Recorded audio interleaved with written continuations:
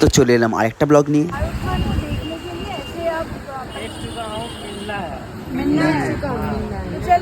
ইন্ডিয়াতে মনে হয় শাহরুখ খানের মতো বড় স্টার আর কেউ নেই অ্যাকচুয়ালি গ্লোবালি।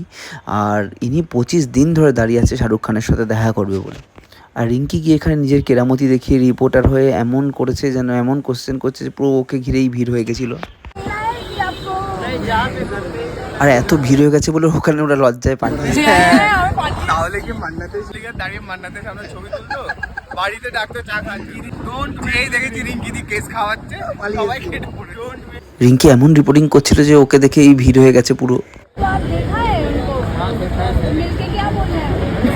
লোকটা যে 25 দিন ধরে দাঁড়িয়ে আছে এবার মনে হয় বিরক্ত হয়ে বাড়ি চলে যাবে রিঙ্কির জন্য। কি বলছে? বলছে দেখা হে তুমনে, বলছে হ্যাঁ, বলছে মিলকে क्या बोला। রিপোর্টার রিঙ্কি কোলে, চম্পা কোলে। এরপর আমরা মান্নাতের সামনে